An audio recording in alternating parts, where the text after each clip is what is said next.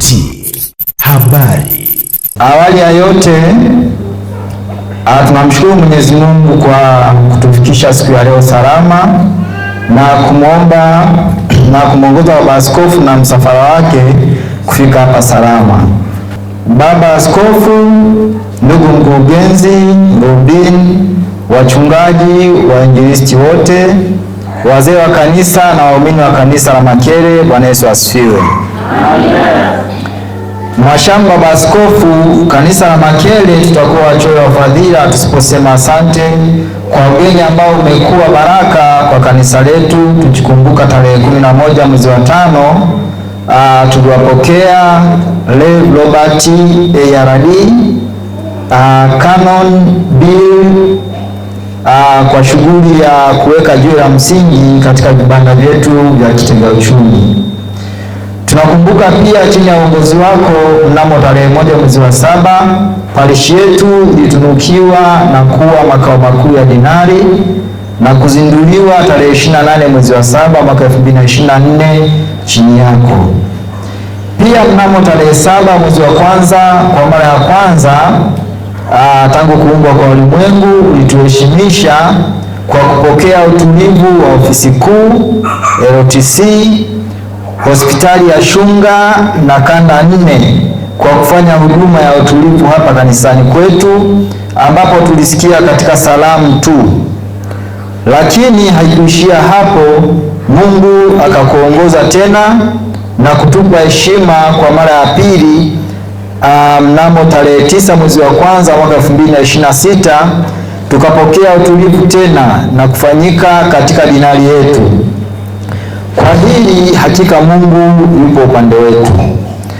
Na leo tarehe 19 mwezi wa 2 upo kwetu pamoja na wageni kutoka Ulaya, Beka, mchungaji Adriano, Fiona, katika ardhi yetu tena. Mungu wa mbinguni azidi kukutumia kadri yapendavyo katika ardhi na kanisa la Makere. Mafanikio: ujenzi wa vibanda. Kwa upande wa kwanza uliokamilika kwa upauaji, tumeweza kusafisha ofisi na chumba kimoja kukodiwa kama saluni. Pili, tumepata mwekezaji ambaye anataka vibanda vyote 24 na kukubaliana kila chumba gharama ya shilingi 70,000 kwa kila mwezi, na tayari ameonyesha nia, kwani baadhi ya mali zake zipo tayari katika ofisi moja ya vibanda. Ofisi yako ituweke katika maombi tuweze kukamilisha upande uliosalia ili kumvutia mwekezaji huyu wa kampuni ya AM Restoration Company Limited. Malengo: kuendelea kumtumikia Bwana kimwili na kiroho na kuhakikisha tunaurithi ufalme wa mbingu. 2, kumalizia vibanda vyetu. Tumejiwekea malengo ya kila muumini kuchangia shilingi 5,000 kwa kila mwezi kwa muda wa miezi 5, kila muumini kuweza kununua bati moja ili kufanikisha kupaua upande wa pili wa vibanda. Changamoto: mwitikio wa waumini kuja kanisani umekuwa mdogo, hasa wanaume. 2, uchumi wa mtu mmoja mmoja unakawia kupanda na kujikuta tukishindwa kupambana na adui maskini, na hivyo kupelekea malengo ya kanisa kuchelewa kufanyika kwa wakati. Hitimisho: kulingana na upendo wako kwa kanisa la Makere, hatuna cha kukulipa. Kulingana na upendo wako kwetu, zaidi ni kukuombea kwa Mungu akupe afya na maisha marefu. Risala hii imeandaliwa na wazee wa kanisa Anglican Makere na kusoma kwako na Baraka Jamsoni Kadoreza. Makere oye! Bwana asifiwe. Niseme tu kutoka moyoni, kwanza nimetekewa sana kwa sababu siku ya leo ni siku ambayo mimi tu nilipanga kuwaletea wageni lakini yaliyofanyika hapa kwa kweli yamenifanya Mheshimiwa Rudini nishangae, lakini mshangao wa amani na upendo. Bwana asifiwe. Nimeshangaa kwa sababu sikuwa kwa kweli nimetegemea kwamba tutakutana na vitu vikubwa, mapokezi makubwa, lakini mazawadi mengi haya ambayo mmetupatia siku ya leo. Kwa hiyo kwa ufupi niseme asanteni sana sana sana kwa upendo wenu. Asanteni sana sana sana kwa ukarimu wenu. Asanteni sana sana kwa urafiki wenu kwangu, na mimi nataka niwaahidi kwamba urafiki huu kadri tuishivyo utadumu na Mungu aubariki.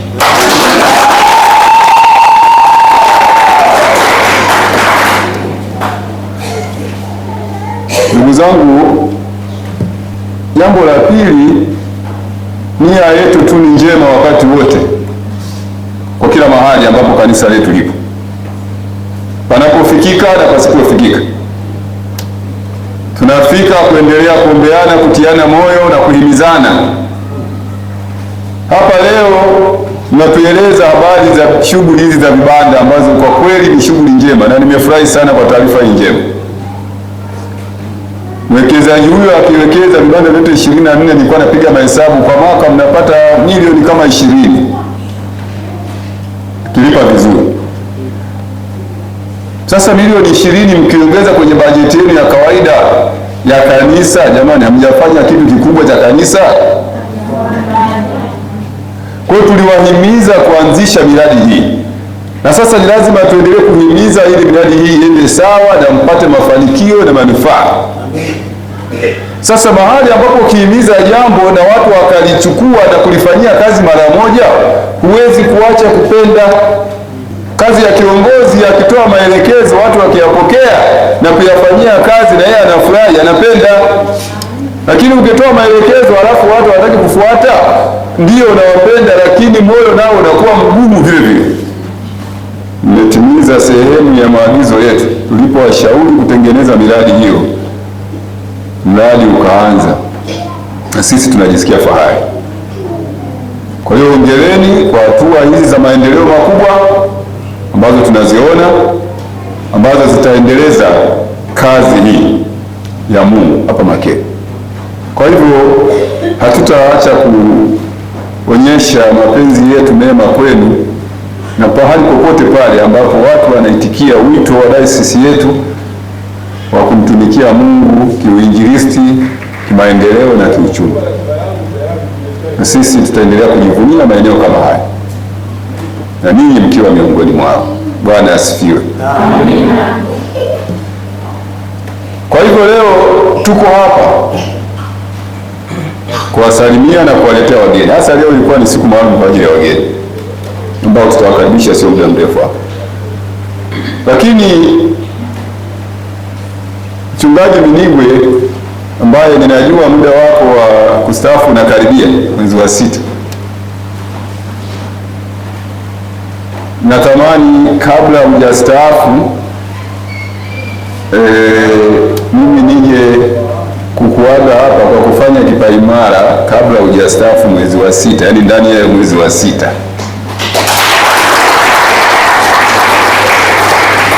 Kwa hiyo japokuwa ratiba yangu tayari nimeshaiweka, lakini nitaenda kuibadilisha ili Jumapili moja ya ndani ya huo mwezi wa 6, kabla ya ile tarehe hizo 30 ambazo ndio mara nyingi wachungaji wanastaafu mwezi wa 6, basi mimi nipate nafasi, lakini nije kwa huduma maalum ya kukushukuru na kukuaga kwa kazi kubwa ya muda wa miaka 4 uliyokaa Makere uliyoifanya.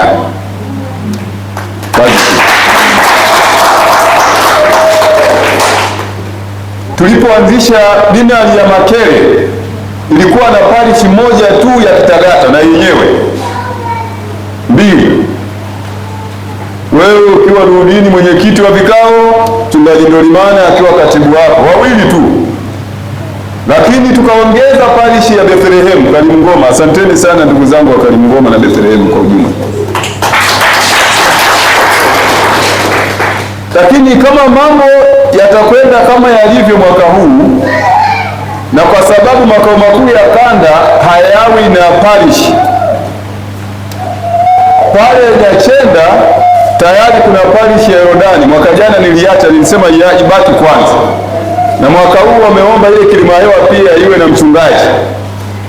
Kwa hiyo kama mambo yatakwenda yalivyokwenda, na nimeshamwambia mkurugenzi, takapofika mwezi wa 7 tarehe 1, zile parishi za Yordani pamoja na Kilimahewa sasa zote zitakuwa chini ya utawala wa Makere.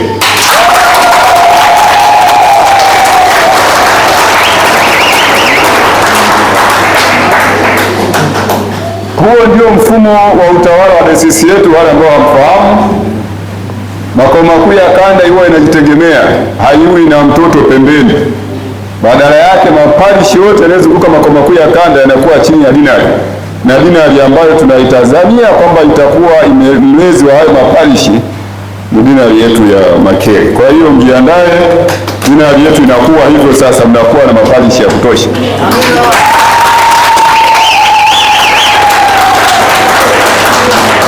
Sasa maana yake nini? Maana yake nini? Maana yake ni kwamba baba na mama nyumbani, mnapozidi kuzaa watoto, ndivyo watu wanavyotaka kuona hata ile nyumba ya baba na mama sasa inakuwa kubwa ya kuwatosha watoto wengi mlionao.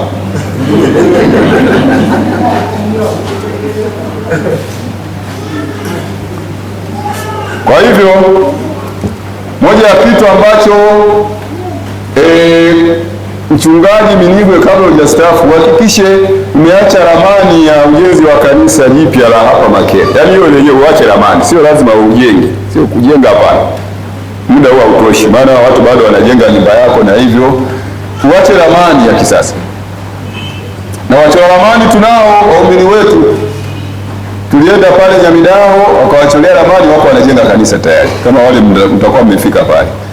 Tulienda Kitagata, waliwacholea ramani, sijajua labda wataanza mwaka huu. Na sehemu mbalimbali wamechora ramani na watu wako wanajenga makanisa. Wapo. Kwa hiyo hata kesho mkiwahitaji tunawaambia, wanakuja wanaangalia. Lakini tutatamani kabla hujastaafu uache ramani. Sasa hiyo ramani ndio itakayokuwa sasa dira ya dinari. Hata wale wa Yordani, wa Kalimngoma, kule Kitagata, wanaposema tunakwenda dinarini, waseme kweli tuko dinarini. Sio kama tumeelewana. Hiyo ndio heshima ya kukua.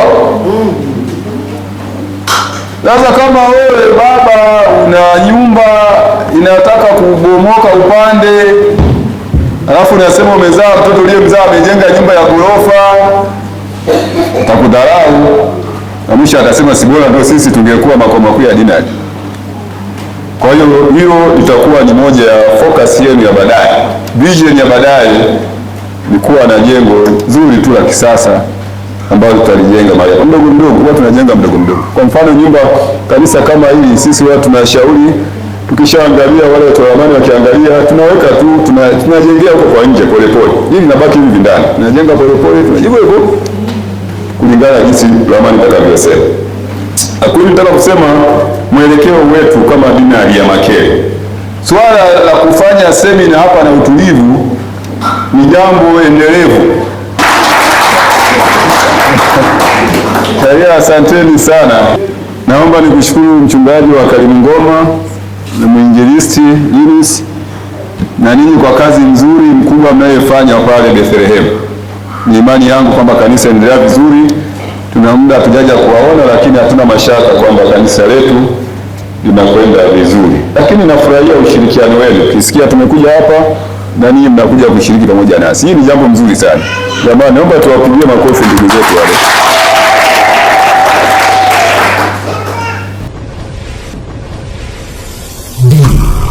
DWT